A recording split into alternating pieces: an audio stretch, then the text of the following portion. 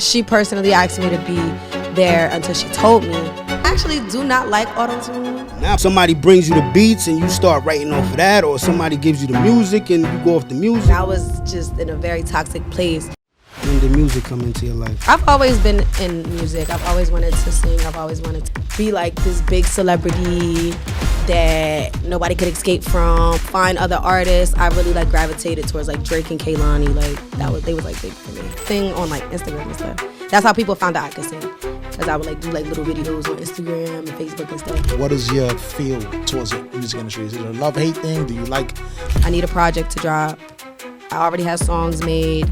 Let's put these songs together and then let's make a project out of it. I do recommend therapy for people though, because mental health doesn't just go away with time. It's always there, even if you feel like you're super happy about all the that happens, so that I could prepare myself, because I knew.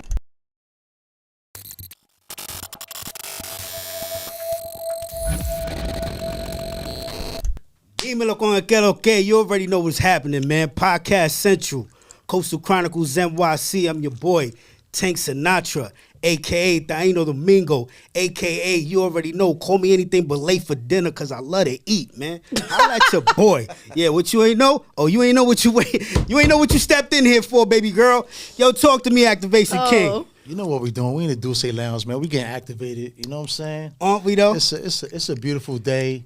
You know what I'm saying? We always blessed with greatness in here. Absolutely. You know what I'm saying? Shout out to my Paper Flames family, my Dulce family, Rock Nation's in the building, heavy. Super heavy. You know what Before we go further though, bro, just want to salute you, brother.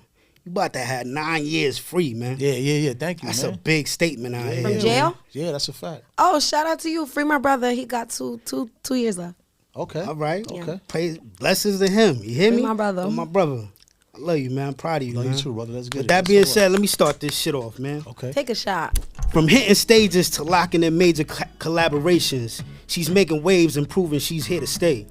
This summer, she made history as the only R&B singer on a Hot 97 Summer Jam lineup, bringing her signature sound to one of hip-hop's biggest stages. Her path didn't stop there. Her breakout single, Touchin', was selected by iHeartRadio for its nationally syndicated On The Verge program, cementing her as an artist to watch.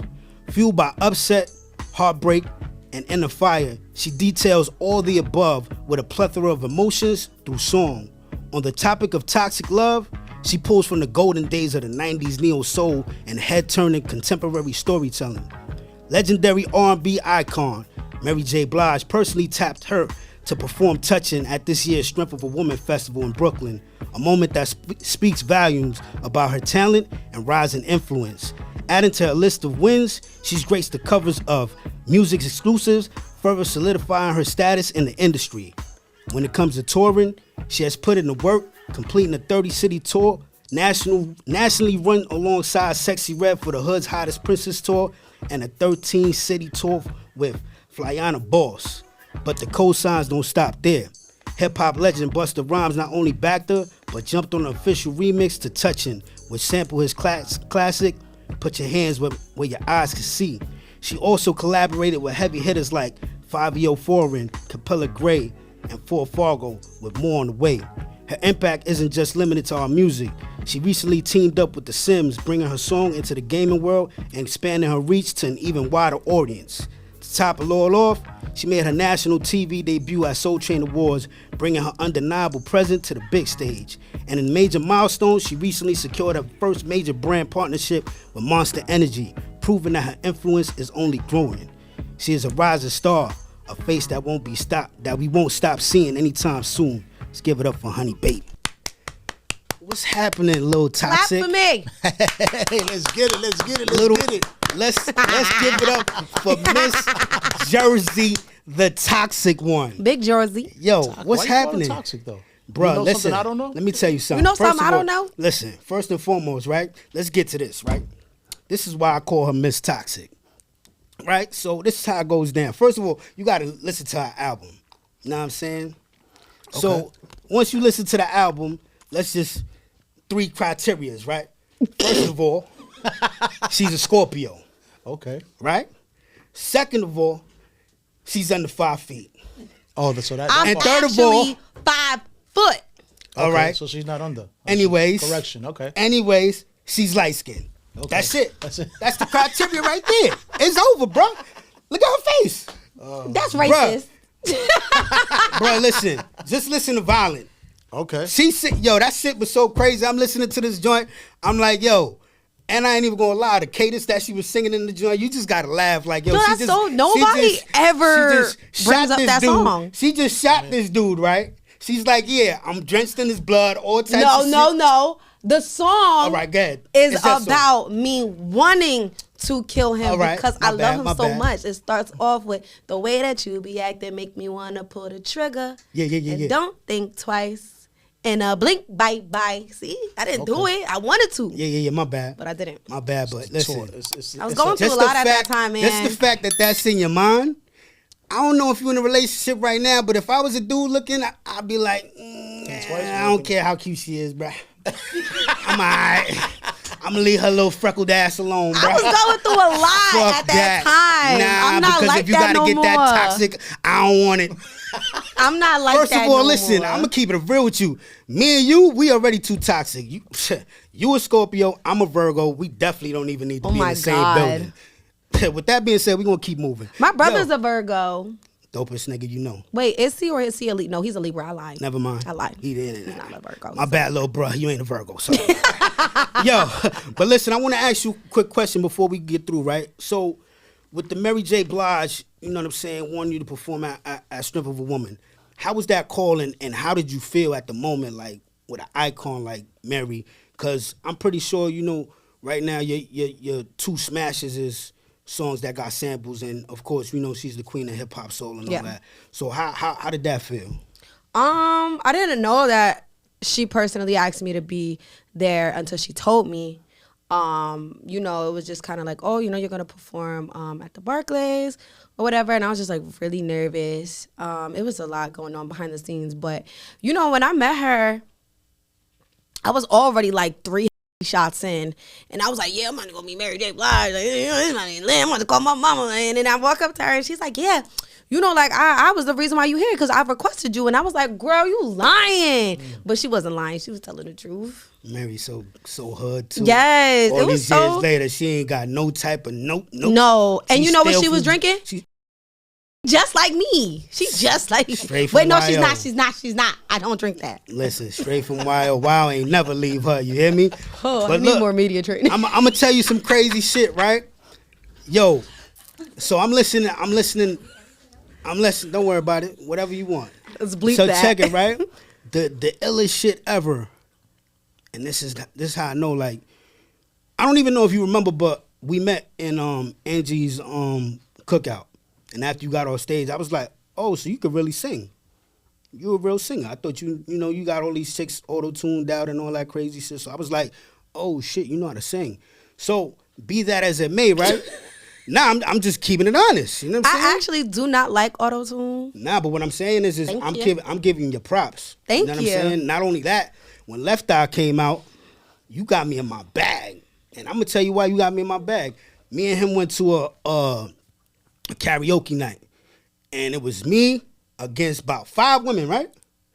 Everybody singing songs about nigga this, fuck this dude, all types of shit. And I'm sitting back and I'm like, yo, why dudes don't got no songs coming back at women? Like, this shit crazy. Yo, when I heard Left Eye, I hollered at my brother. Yo, I need you to write me a song right now. I need you to go back at her. I don't care what you do. He's like, yo, bro, what you talking about? I said, nah, I don't like this. I don't like this, man. She coming at us. It's 2 sides to every story, man. Make another story, man. But that shit hard, man. Thank you. How is it that you come up with your music? Is it somebody brings you the beats and you start writing off of that, or somebody gives you the music and you go off the music, or? Nah, it depends. Like, first of all, you write, right? I do write, yes. Okay. Like Violent, I did that. Like, that was something I did mad long ago that just came out, and I was just in a very toxic place. But just knowing that I'm like a little bit chaotic and a lot of nut stuff come out my mouth when I'm working with other people, it's easy to know what I would say. Like, there's not really a line of chaos that I'm not gonna go past. I'm gonna take it there. So when we did Left Eye, it wasn't my idea, it was Fresh's idea. And the beat was built and I wasn't really fucking with it because I didn't want to do the sample. because I didn't want to You gonna sample get away. anything. But it just was so hard, like just the way that like everything was done, and you know the ideas that everybody had. I was like, you know, I'm not about to miss out on saying that I had a part of this. So let me just squeeze up on this couch and give me the mic real quick. Nah, that joint tough. Yeah, that was definitely like a collaborative thing. I wish I could take all the credit, but I can't. I ain't gonna lie. You got me in my proverbial bag. I was sitting in the crib like, yo, this shit gotta stop. But whatever though. So you from Jersey. Mm-hmm. So how did you grow up in Jersey? Let the people know. Family, mother, father, sister, brother. What was your Grew life up like? with some brothers, my nanny. I was raised by a lot of women. I was a very sneaky kid. I wasn't allowed outside. I just had nothing but my electronics. Like, just a girl in Asbury. Okay, so when did music come into your life? I've always been in music. I've always wanted to sing. I've always wanted to like be like this big celebrity that nobody could escape from. Like, yeah, I wanted to be one of those. Like, I want paparazzi chasing me down the street because I'm just the biggest singer in the world. That's what I wanted. So it was always a thing. It was never like a realization like, oh, I want to do music. Nah. So it wasn't anybody in particular that gave you that spark to want to start singing, or it was just something that you just found on your own that you could just sing and you just were like, this is what it is. My dad was a musician, and that's probably where I got, you know, like my musical abilities and stuff from. But I just like always been like this. Like everybody says it, like it's in me, like it's in my blood. I popped out that thing, like yeah. So who were your influences? Like who did you look up to? Like when you was listening to the radio, your family had cookouts and everybody was vibing. Who was that artist that you was like, you know what, that's it. Like she's dope. Everybody. I like anybody. Like I grew up off of like 90s, early 2000s. You had to have a favorite though. You had a R&B, hip hop. I was like when I was a kid. I loved music, but I was a Disney kid. Gotcha. Like, so my world revolved around Hannah Montana and High School Musical and whatever else was on VH1 and Music Choice. Like, my influences are just every icon. Okay. But the blonde wigs and shit like that, that's really from Hannah Montana. Gotcha. Like, that's why I love blonde hair so much. I manifested a Hannah Montana lifestyle. But as I got older and you know, I just started to find my own way and like figure out what I liked and just started to like, you know, find other artists. I really like gravitated towards like Drake and Kehlani. Like they was like big for me. Yeah. Okay. And what was the moment when you crossed over and you really took it serious? Like, yo, I want to be an artist. Like, I really want to do this for real.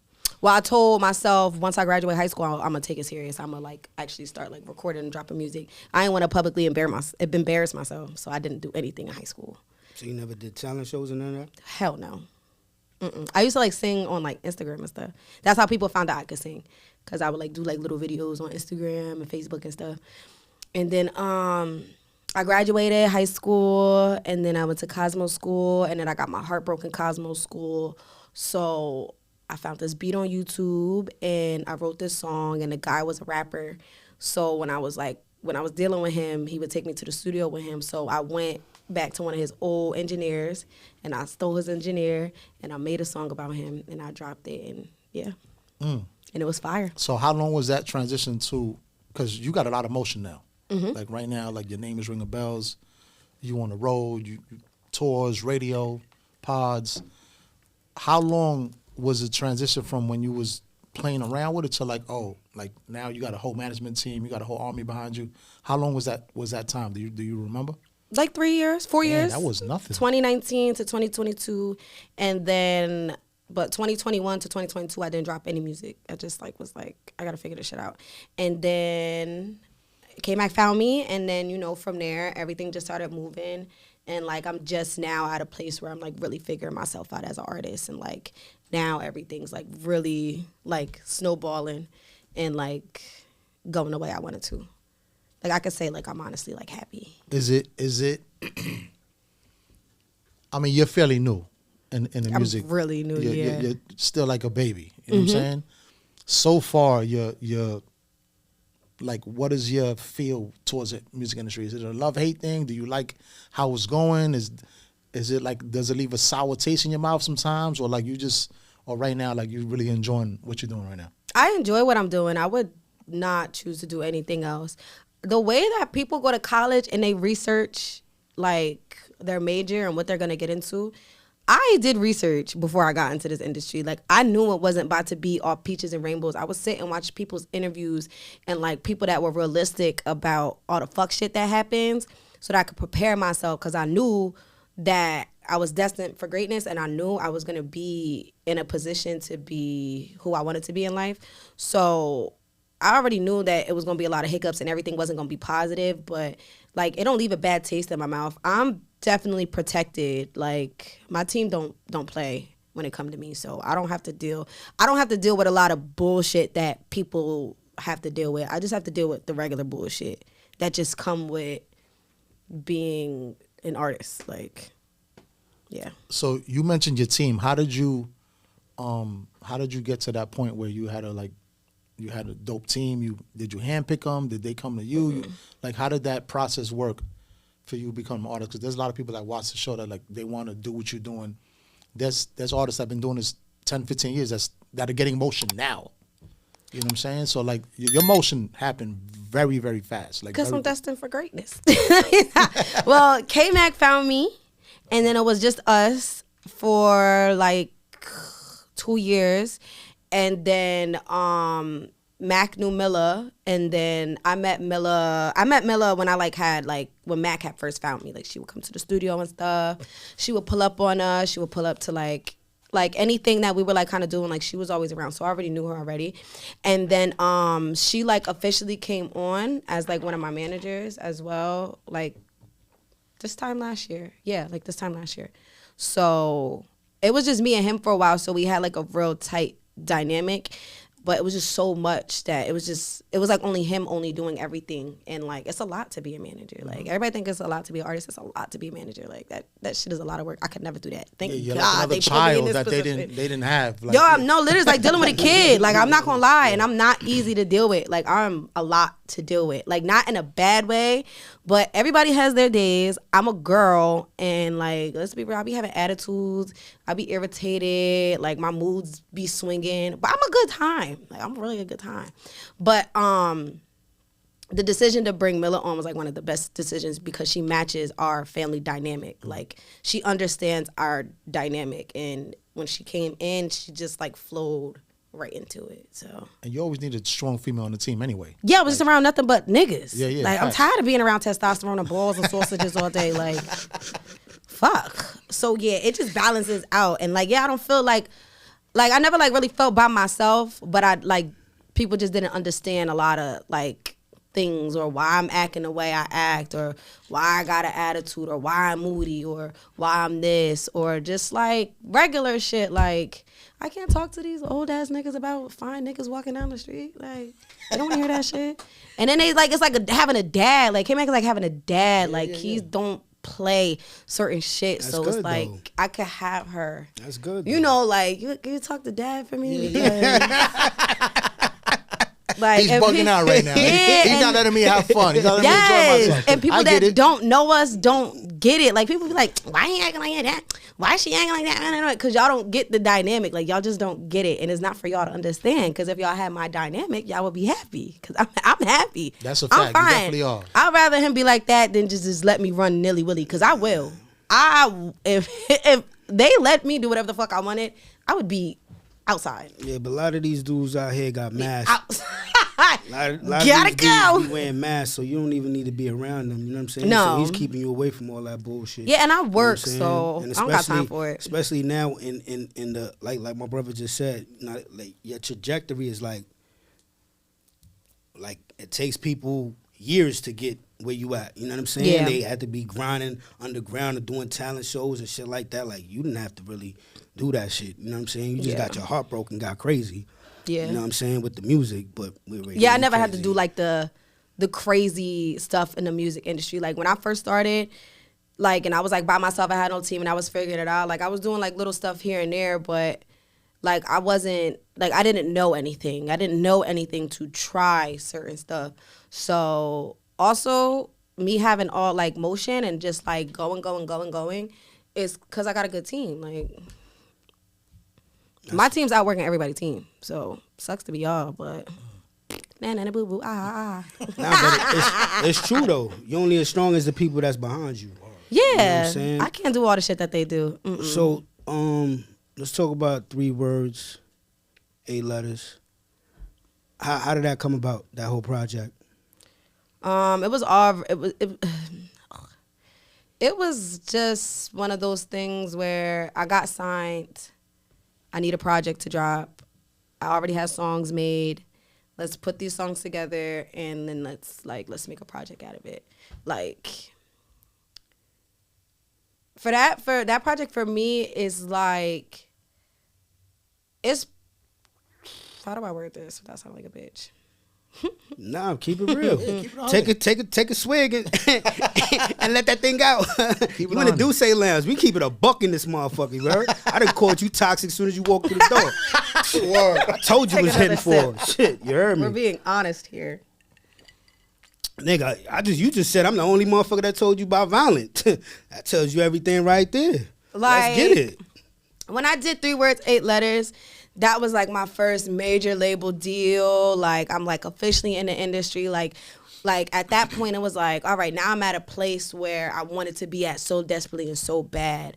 But I didn't have the time to figure out myself as an artist and like figure out how I would want my first project to sound. What do I want to go on it? Like, it just kind of, everything just kind of happened so fast. So I'm proud of it in a sense of like, all right, that was my establishment. Like, all right, you made it to a certain point in your life, but that's not a project that I would want to keep going back to, because it's like, that's not, when I look back at it, I don't look back at it like, I'm so glad I did that. Like, I'm so proud of all these things, because I'm not. That's just real. It's just, it was a lot of bullshit behind that project, and even just like the deluxe. Like, it wasn't a time in my life where I was super happy after a while. And now I had a project coming out called Raw Honey, and I'm really fucking excited because now this is a place where I'm happy, and all the songs on the project are more relatable to me and who I am as a person. I got the time to take to figure out who I am as an artist, figuring out my sound. Like, when I did that first project, I wasn't making music for so long. I was just writing and writing and writing, and I was in such a sad place. It was like, no. And then, like, when Violent dropped, I would have rather that be on the first half than the second half, because the first half, I was still in that space. When Violent came out, I wasn't even in that space no more. Like, I wasn't in that space no more at all. Like, so that wasn't therapy for you? When I recorded it, it was. I would have rather it come out a little bit sooner, because I've had so much better music by that time. When certain shit was dropping, it's like, why am I dropping this? It's not even me. It's not me no more. I don't want to drop that. I don't want to do that. So that wasn't, pretty much, it wasn't your decision. It was the label's decision to release it. Well, it was my decision to release it, because I wanted something on that project that I wanted to do. Like, if we're going to do this, I want that on there. Okay. But would I choose to do it as a whole? No. Not the deluxe version.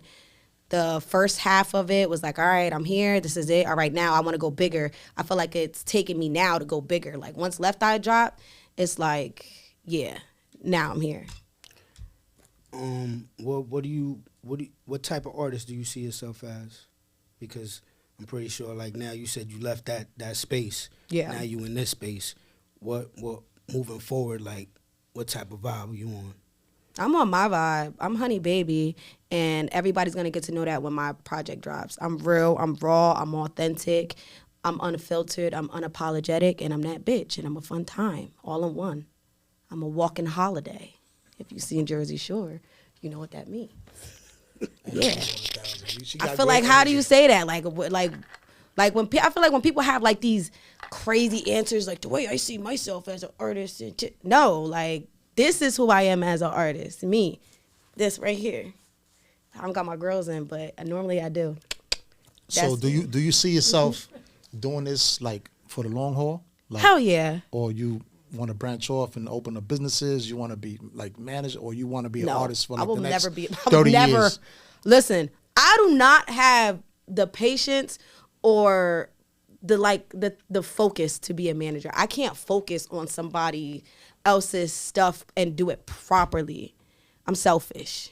That's just, this is the reality. I mean, you say that now because you still like. I can't do it. You still, listen to me, you still active like right now. You saying you can't do it, but like 20 years from now? I'm still going to be making music. Okay. I'm still going to be that bitch. bro. And if I'm not making music 20 years down the line, I'm going to be either doing movies, having a big ass brand, makeup or clothes or something. Like, I'm still going to be me. Like, down the line, I'm going to be known as Honey Baby, the icon. Got you. Like 20 Talk your years shit. from Go ahead, now, talk your shit. it's gonna be like, yo, when I get older, I wanna be like Honey Baby. Who's your biggest influence? Honey Baby. Who influences you when you were younger? Honey Baby. Who influences you now? Honey Baby. I'm gonna be Honey Baby, the icon in 20 years. The icon that does everything. How's the so I see you mentioned movies, like you want to get into the acting scene. I'm a really good actor. Tell me to act out an emotion right now. First of all, listen. At this point, once I heard you say Hannah Montana, like, that's not regular. You understand what I'm saying? I'm pretty sure a lot of artists are not gonna mention her as somebody to be like, yo, because I've heard in you done had everything, a birthday, that was themed out on Hannah Montana. Yeah, you know what I'm I saying? had my 9th birthday. You had the whole damn everything. Yes, everything. You understand what I'm saying? Serious about it. Yeah. So with that, it's like nobody's doing that. So I know it's similar to Miley Cyrus. Is like, her shit is vast. It's not just Hannah Montana. You know what I'm saying? You got Hannah Montana, and then you got Miley Cyrus. And I was You know Hannah what I'm saying? Montana, Miley Cyrus. When That's they what I'm saying. dropped So her I already as know. a singular artist, my grandmother got me the CD the same day. It was like I was just, everything about her just did something for me. And I was so young. And my brother, like, people used to make fun of me, like my uncles and shit, like, you want to look up to this white girl? Yes, I am. Look at her. Look what she's doing. I want to do that. I want to put a wig on. Yes. I want to be Hannah Montana. Are you fucking stupid? Yes. Nah, I Love get it. Hannah Montana. I get it because she opened your shit outside of just R&B. Yeah. You understand what I'm saying? You got people that stay in a box. No, I would never stay in a box. You're a person that, you don't got to tell me that. I mean, Yeah. they could hear that, but I already know from just your whole presence and your energy, I know that you're not finna stay in one box. I'll take that R&B princess title though, and then I'm gonna take every title after that. I'm still taking it though. Like, I'm taking that because that's where it started. But I'm definitely going to work on other jobs. Like, I don't want to be known as Honey Baby the R&B artist. I want to be known as Honey Baby the superstar, Honey Baby the pop star. Because when you think of a pop star, you think of Rihanna, like Beyonce. Like, those are superstars, pop stars, and they don't necessarily make pop music. But a pop star is an overall star. No, they do make pop. Yeah, they do make popularity. pop music. They do, but that's not their one No, genre. Black folks, you can't say pop music because they don't understand Understand it. that's popular music. Exactly. R&B is not popular music. It's just a genre it's just for R&B. Exactly. I want to be known as a pop star. Yeah. Worldwide. Like, worldwide. Like, I want my music to hit so many people of so many different genres and so many different places of the world. Like, I want to be more. I get it. And that's what I'm working on right now. But that's a slow build because at the end of the day, I still am R&B right now. I still make majority R&B music, but even on my EP, like, I wouldn't consider it a full R&B project. Nah. How are the artists in the music industry that you've ran into, like, how do they feel like It depends on what day it is. because I'm pretty sure, like, I mean, before when you were just doing it for rec, and now, like, people really know who you are. Oh yeah, no. So, like, it is funny. It's funny when I go to, like, okay, so when I went to the BET Awards, Perfect example. Yep. yeah, I went to the BET Awards, so many artists there. And it's just so funny because it's like, oh, I forgot I know this person, or oh shit, this person do know me, and it's like I know them too. But sometimes, like, because I'm so in New York and like Jersey, we just keep seeing the same people all the time. Like, we all know each other.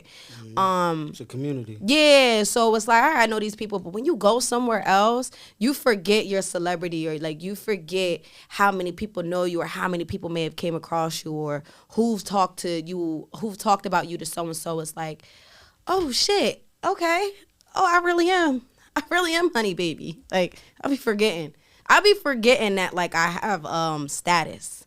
So what's that feeling like though? Because I mean, you were a fan before you made it. So like now that you up there with them, like how does that feel? Like what's that feeling like?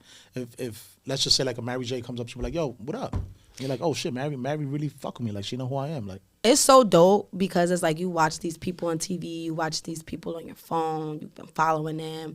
You might have followed like somebody's whole career, and it's like it'd be so surreal the first time. Like Especially how you met Kalani. yeah, like that be like surreal moments. And then, you know, once it's surreal, once you're out of that moment, it's like, oh, wait, these people are my peers now. So after a while, that like, it kind of like goes in the back of my head, like in a sense, like when I met Mary, I was like so excited, and then I was so excited the whole day, and I went back and I was like, wow, it's so crazy, that's my peer now. Like the interaction is different. Queen. Yeah, so it's like I'm not meeting you as a fan, which I am, but I'm meeting you as a peer now. Like I'm in the same world as icons. It's so crazy to think about, but that's reality. So sometimes it sets in and sometimes it don't. I got a 2-part question, right? Is the industry what you thought it was? Yeah. I did the research. Or Yeah. like 100%? Yes. I knew that there was going to be times where things are not going to go my way. I knew that when it comes to a lot of things, like you're working with other people. You are the artist, but you're still working with other people, and you still have to listen to what's going on around you. I knew it was a game. I think just the differences of actually being in it and actually having to go through the things that you hear about. It's like, fuck, like, ugh. But yeah, I knew it. I think just learning about it is different. But I did my research for sure. Like, I had to know, like, because you hear horror stories about the industry. Yeah, like, that was about to be my second question. yeah, so that doesn't like that. Obviously, it didn't, but like, especially being a female in the game, like Yeah. all the shit that you know what I'm saying, like the toe tag on females, what they had to do to get on. Like, did any of that cross your mind? Like, damn, they bugging. I'm not doing all of that to get on. yeah, it definitely does. But I feel like I'll never be in a position that they were in to do that. Like, you don't know what people are telling people or what somebody has to do to survive to get to where they're going. So I'll never judge anybody for what they did. I just didn't have to do that. I'm very well protected. But yeah, like that happens in anything though. It's not just the industry. Everybody got to do what they get to survive with anything. Like, so if somebody went to go fuck a producer because they needed to go get some beats, girl, I hope you got them beats. Like, And that table fire. yeah, like, and if you got them beats, shout out to you because you had to get it how you live. Like, bitches out here gotta survive. Niggas too. I don't know what they doing.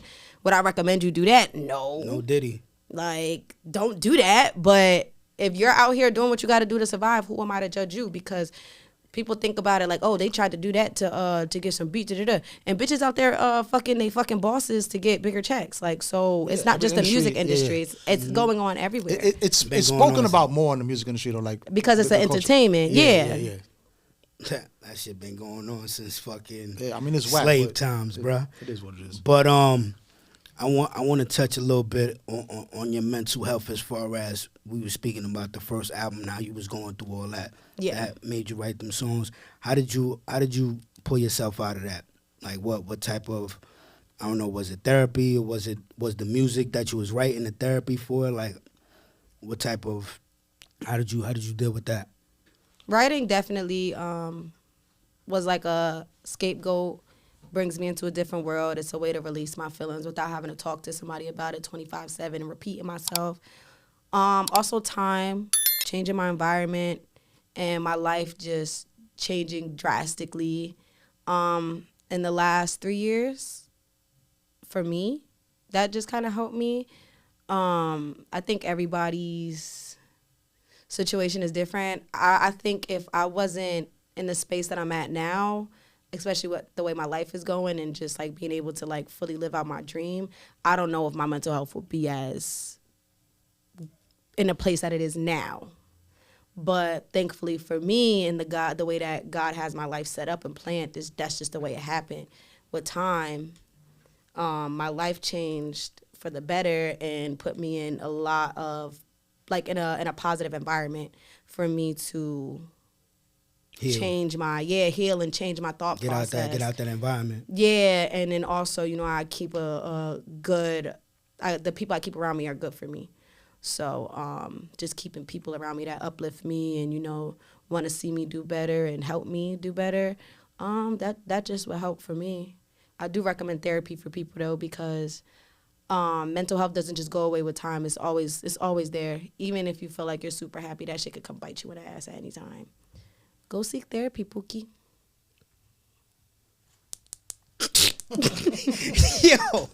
yo, so give me your first aha moment. Your first moment where you was like, oh yeah, I'm definitely I'm in the building. I'm in the building. I'm not like you said, I'm one of their peers now. Like this shit ain't no more me trying to get on and I gotta do this, I gotta do that, and I'm here. I don't know.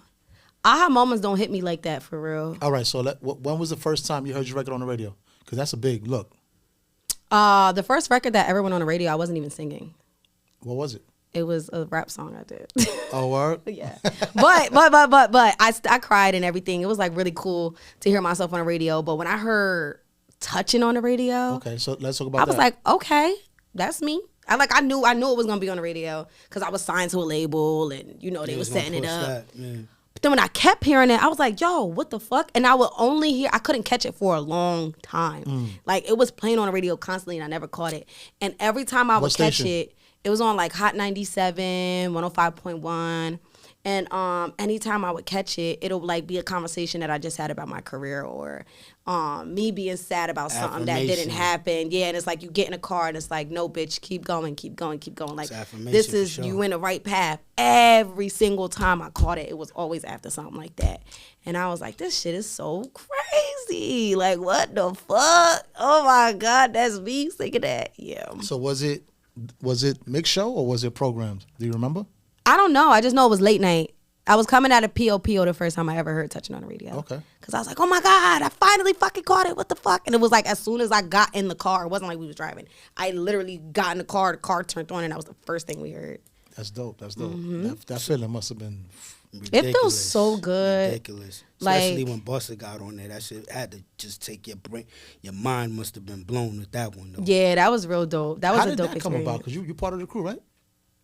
He got a crew. Like, are you part of his team? No. Okay, but you did the remix. Yeah. Okay. I did the remix with Trillion.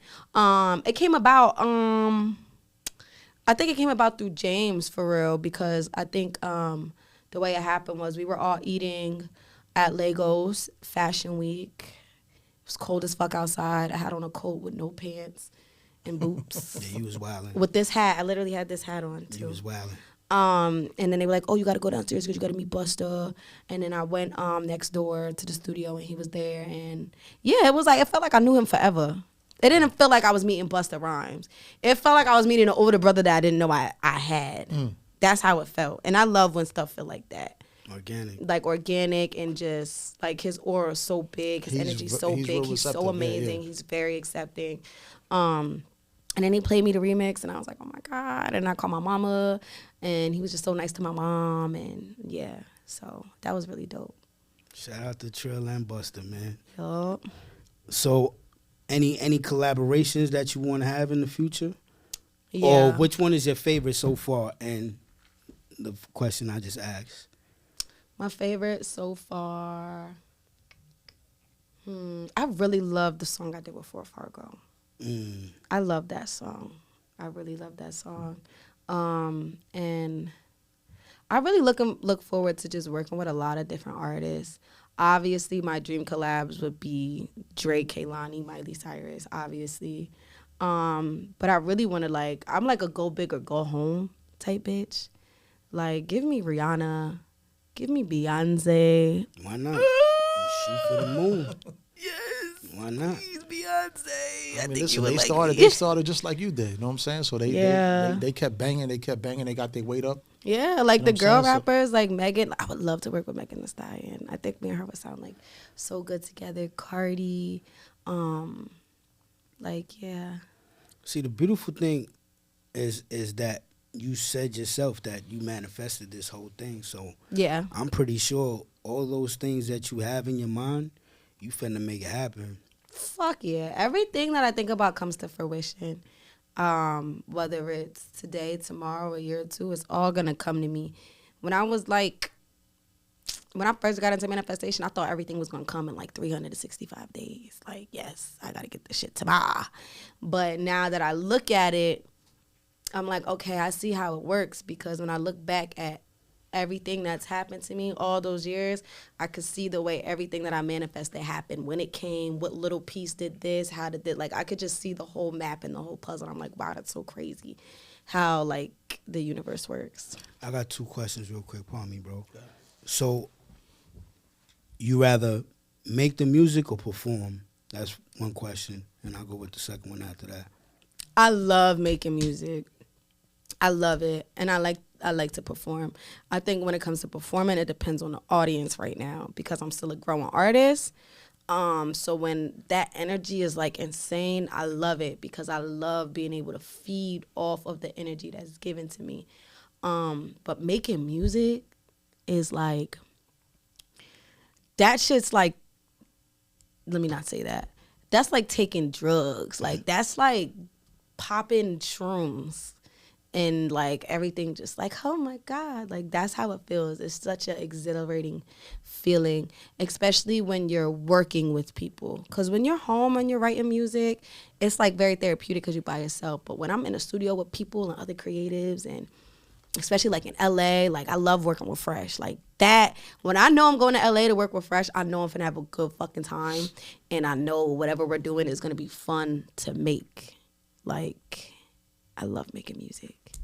All right. Yeah. Second question is your upcoming project. Yeah. What's the focus on it? Like, how many tracks? Like, do we got slow songs? Is it R&B? First of all, is it in a box, or you just thinking out of it? You just pulling from every direction and putting it together? This is who I am, as opposed to the first project. This project was intentional. The last project wasn't intentional. This was an intentional project. I wouldn't put it in a box. There is different flavors for different genres, for different types of peoples, for people going through anything in life. Everybody will get a taste of something that will satisfy their needs on this project. This project is very raw. That's why it's called Raw Honey. It's vulnerable, but I feel like a lot of the sounds on there definitely describe, or a lot of the sounds on there feel like you're around me. Whether it's very bubbly or the shit that I'm talking is just very authentic, organic, and me. Like, I love this project. I'm so excited for it. Yeah, it makes my pee-pee hard. So why in the EP and not a full-blown? I'm not ready for an album yet. Why not? Because I'm like, I think albums are like super big. Like, that's a really big moment. And although I found myself, I'm still finding it. When I do my album, I want to be able to fully, like, to full throttle into all the sounds that I want to play with. Okay. When I do my debut album. This is me doing it and being able to do it and nobody telling me no. So would you call this more like a mixtape vibe?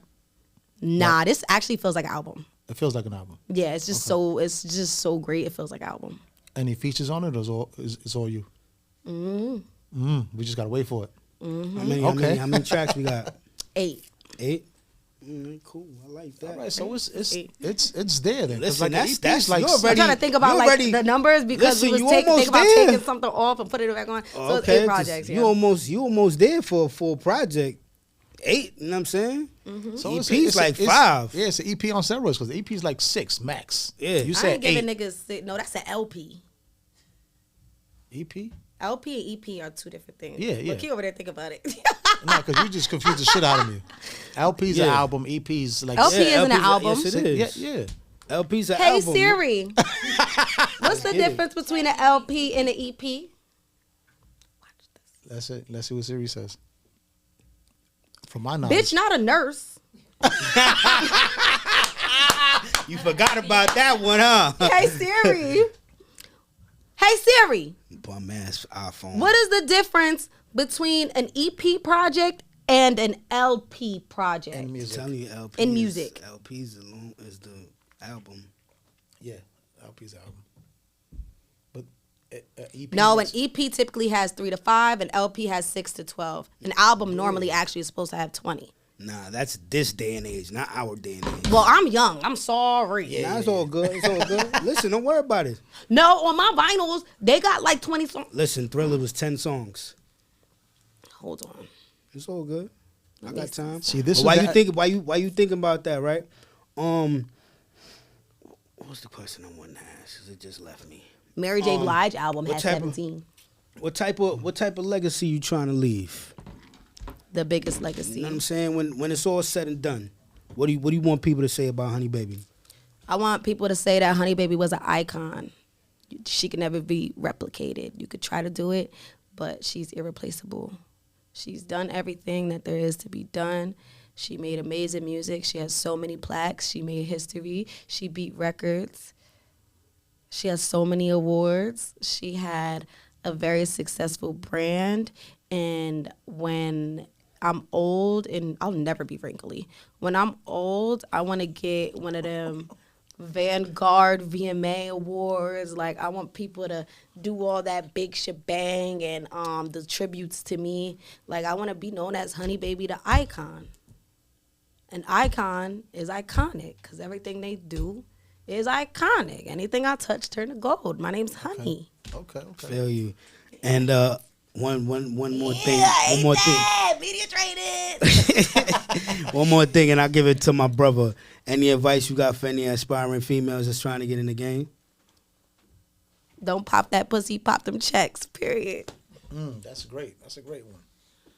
So listen, we want to thank you for coming to the Dulce Lounge. You know what I'm saying? We got right to it. You got a project coming out. Yep. I know you hyped for it. I'm sure your team's gonna have you on the road. Hell yeah. You know what I'm saying? You're gonna be blessing them stages. Yes, I am. I'm going on tour with Saint Jhn. All right. So Okay. that's your camera right Yeah, there. tell everybody. Give your socials. Let them know what's going on, where they could catch you, and Hey, my name's Honey Baby, BXBY. This is my ASMR. Now I'm going on tour with Saint Jhn, March 22nd. Make sure y'all get them tickets to come see your girl. My EP's coming out, Raw Honey, bitty soon.